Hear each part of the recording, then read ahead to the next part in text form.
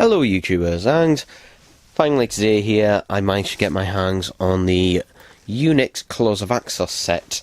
So here it is in Xbox, and something I actually didn't mention is that they did actually revise the window boxes this time for the figures, because on last year's ones for some reason they decided to have a blue section go right across the top here, which normally cut the heads off of whatever characters were in the box. So thankfully this time they've given it a nice sort of redesign to it, so you can actually, you know, properly see all of the figures.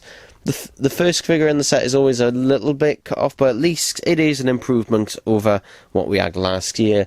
Again, this packaging, if you want to know my thoughts on it, then check out basically any of my other videos on these types of packaging, but know that I'm not a massive fan of it.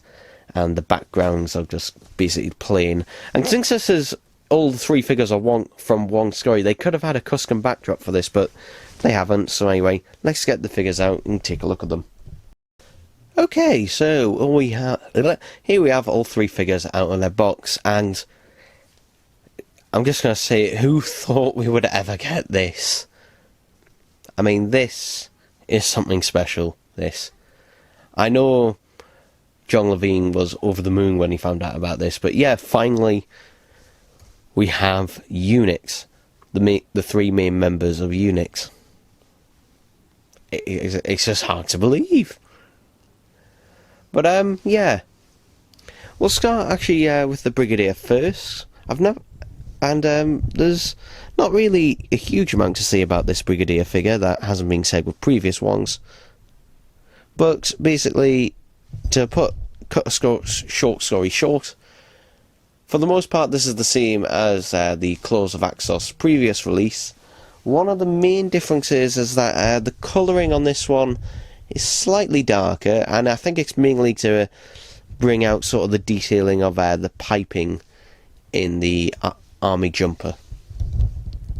But to be honest, really nicely done, and something they've actually gotten right is actually have the Unix insignia on the actual beret, which they didn't do on the 1970 set from 2018. There we go, 2018. So they didn't do that on the previous one. It was just like a dot, but this time they have actually written Unix on there. So yeah, they've actually improved upon that B&M version. They've gone back to the original and actually put the unit insignia on there. In terms of the detailing, the face sculpt, it looks like Nicholas Courtney, and it is very sharp, especially his moustache, looking all nice, well and good. And speaking of the pistol as well, very nice, very well done. And the gloves as well. To us, I don't really have anything bad to say about this figure at all. It is a fantastic figure. His trousers are a little bit interesting. Unlike Benton and Yates, who pretty much clean trousers, the Brigadier doesn't. For some reason, they've given it a dirty wash over the top, and I'm not really sure why. Because really, the Brigadier, whenever you see him, has perfectly clean trousers. So I'm not sure why they've done this, although it's not something that particularly bothers me. I think because it's the same sort of like wash they've used to bring out the lining in the jumper.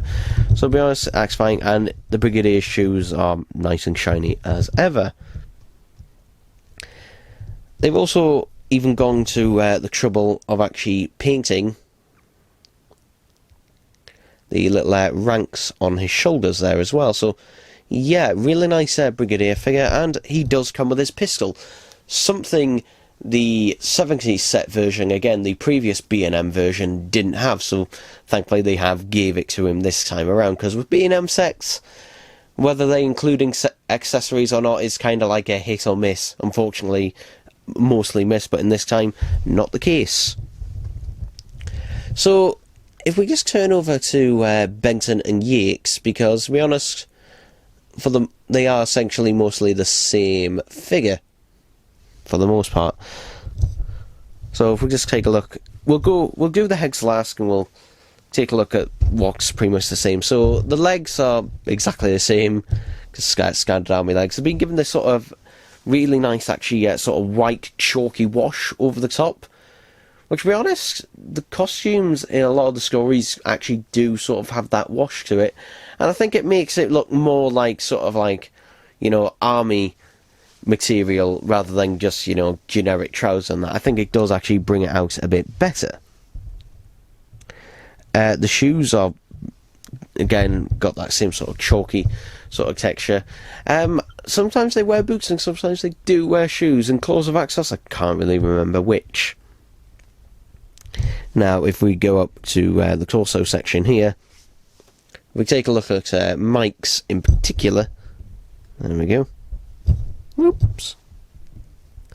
So just taking a look at Mike's, his torso is not exact to what Mike was wearing, because obviously you've got these two bits here, which of some other figure that would have radios, but the rest of it works perfectly fine. To be honest, it's not so distracting that it looks out of place. It's not, you know, unreasonable to think that they would never, you know, have radios, you know, on packages like that, but because the rest of it does fit perfectly, and they've even gone to the trouble of actually having the gloves, which, actually taking a look, are actually gloves. They haven't just painted, you know, flesh tone hands, this sort of burgundy colour. They are actually sculpted as gloves, so again, that is nice. They've also got sort of neck piece underneath, and Benton is the same, but something that they have put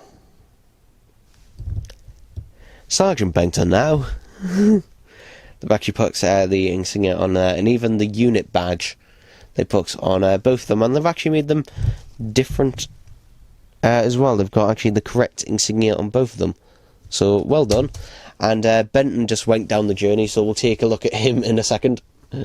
So finally we'll take a look at their head sculpt, which I will actually put the camera up for. Hey, there we go. So I think with Mike it's less obvious about the head sculpt, but it is a really good head sculpt nonetheless. I think just because I don't know what it is with the Mike head sculpt, because I think it's mainly because Nicholas Courtney and John Levine just have really distinctive faces and features. I don't think Richard Franklin actually does as much, but nevertheless it is a really good sculpt, and does look like, I mean, does look very, very 70s. So yeah, to be honest, and you know, something that I haven't actually mentioned is that the paint on the faces this time around with the B&M sets isn't dead thick. Because a problem a lot of B&M sets have had in the past is that the paint that they use for the face, they always put it on far too thick, which covers up some of the finer detailing. This time they seem to have gone back to their roots and having a thinner paint layer on, which is good because it actually brings out some more of the details of the actual sculpt of the head and the face, particularly his eyes, nose, ears, and even sort of a jawline here, which is really good that they've actually done that. And particularly the hair, character always do a really good job with the hair. But anyway, let's take a look at the Benton as well. And with the Benton, this really looks like John Levine. It is a really good sculpt, to be honest. Nothing wrong here. Again, nice sharp detailing.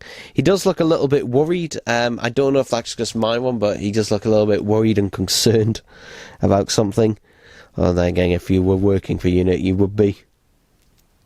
But yeah, nice sharp detailing, particularly from the side as well. You can really tell that this is Benton. I don't really have whatever I could see, it does not do it justice. Again, you can see, you know, the finer detailing because they haven't put the paint as thick this time. Now, speaking about a little controversy, which I don't know how this was one, but let's take a look at the gun. So, yes, this is not accurate to a 1970s gun. Do I really give a shit? No, because it's not like the guns were an iconic thing. It was just whatever army guns they had. So to be honest, does this bother me that it's a more modern looking gun? No. Not really.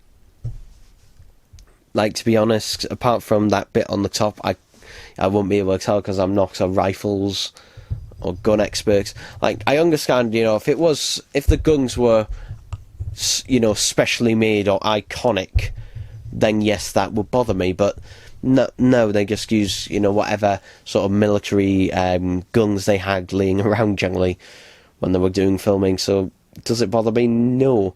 And to be honest, a lot of the time, they just use a standard pistol like the Brigadier does, so yeah.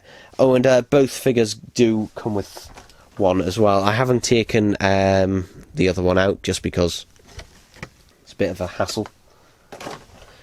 But yeah, not really much to say on that. It is nice that both of them actually come with it.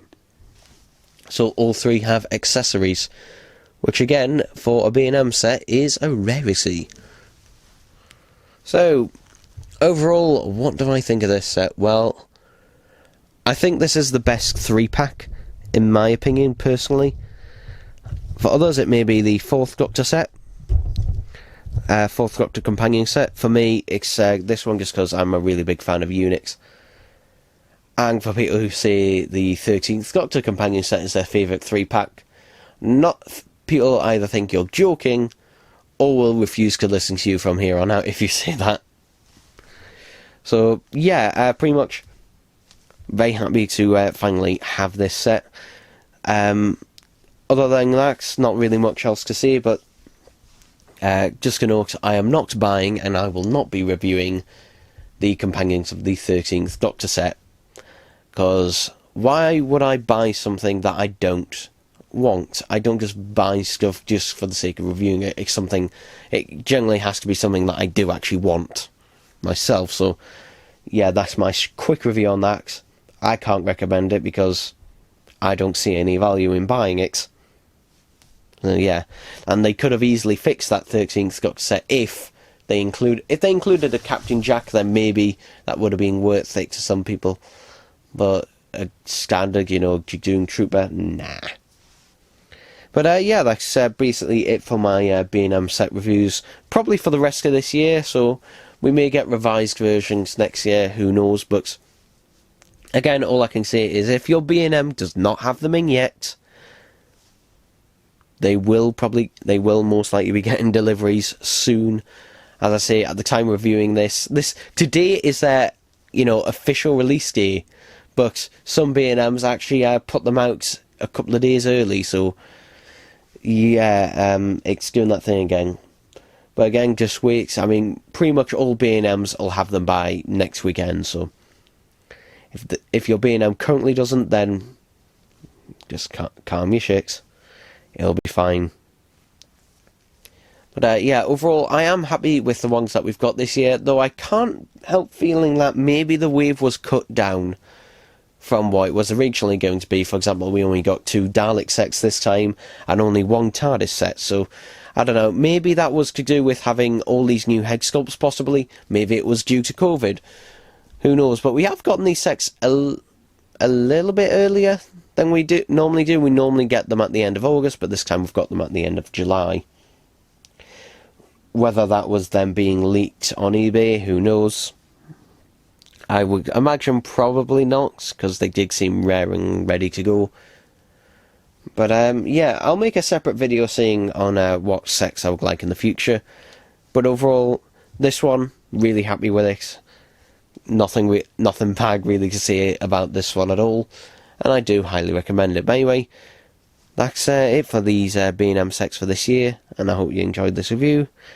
And I'll see you whenever I do another one, because it might be a while yet, so yeah.